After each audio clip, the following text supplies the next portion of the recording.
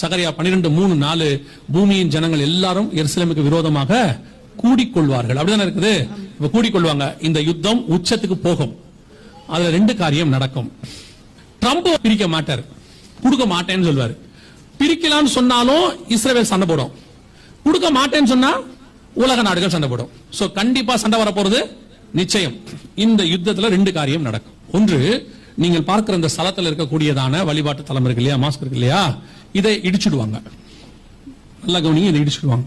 இதுவரைக்கும் 250க்கும் மேற்பட்ட மாஸ்க் இடிக்கப்பட்டிருக்கிறது காசா பகுதியில் மட்டும். இதுதான் ஃபைனல் உங்களுக்கு சொல்லப்படுகிற அடையாளம். இது இடிக்கப்படும் பொழுது கடைசி எபிசோட் ஸ்டார்ட் ஆயிடுச்சுன்னு அர்த்தம். லூக்கா எழுதின சுவிசேஷம் 21ஆம் அதிகாரம் 24வது வசனத்தை வாசி. பட்டய கருக்கினாலே விழுவார்கள், சகல புறஜாதிகளுக்குள்ளும் சிறைப்பட்டு போவார்கள். நல்ல கவனிங்க, புறஜாதியாரின் காலம் நிறைவேறும் வரைக்கும் எருசலேம் புறஜாதியாரால் மிதிக்கப்படும். இதான் புறஜாதியாருடைய காலத்துக்கான அடையாளம். ஹோலி சைட்ல, அந்த டெம்பிள் மவுண்ட்ல புறஜாதியாருடைய வழிபாட்டு தலம் அங்க இருக்கு. எப்ப காலத்துல இருந்து? தாவீது சாலமோன் தேவாலயம் கட்டின காலத்துல இருந்து இதுல இப்ப இங்க நிக்குது. கிபி 10ஆம் நூற்றாண்டுல கட்டப்பட்டாச்சு. சோ இப்போ புறஜாதியார் அந்த சைட்டுக்கு வராங்க இல்லையா, தொழுகை நடத்துறதுக்கு வராங்க. இது இல்லைன்னா அங்க யாருமே என்ன செய்ய மாட்டாங்க, வரமாட்டாங்க. அந்த இடத்த முழுக்க யார் வேலி போட்டுருவா? இஸ்ரவேல் வேலி போட்டுரும். சோ இது விழுந்த உடனே அந்த இடத்த மொத்தத்தையும் எருசலேமை யாரு கையில் எடுப்பா?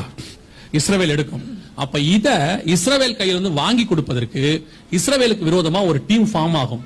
அது ரஷ்யா தலைமையில ஃபார்ம் ஆகும். அதுதான் எசேக்கியேல் 38-39 2 அதிகாரத்தில் சொல்லப்பட்ட யுத்தம். இது ஏதோ கேட்கறதுக்கு கதை மாதிரி உங்களுக்கு தெரியற மாதிரி இருக்கும். வேற நம்ம சொல்றாரு அப்படின்னா, இந்த யுத்தத்துல பாதி இடத்துல நம்ம இருக்கிறோம். இப்ப போன அக்டோபர் 7 இந்த யுத்தம் ஆரம்பிச்சிருச்சு. இந்த இடத்துக்கான யுத்தம் ஆரம்பிச்சிருச்சு. இது இப்போ ஆரம்பிக்கும் போது சொன்னாங்க அது 2-3 நாள்ல முடிஞ்சிரும். ஆனா அப்பத்துல இருந்தே நாங்க சொல்லிக்கிட்டே வரோம், இது பெருசா மாறும்.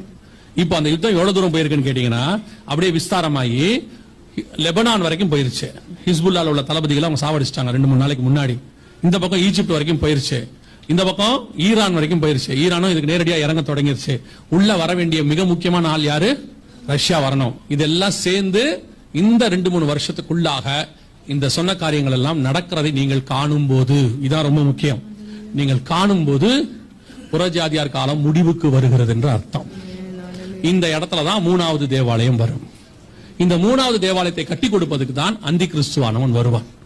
அவன் வருவதற்கு முன்பதாகத்தான் உங்களையும் என்னையும் மீட்க வருவேன் என்று இயேசு வாக்குத்தத்தம் பண்ணி இருக்கிறார். அல்லேலூயா.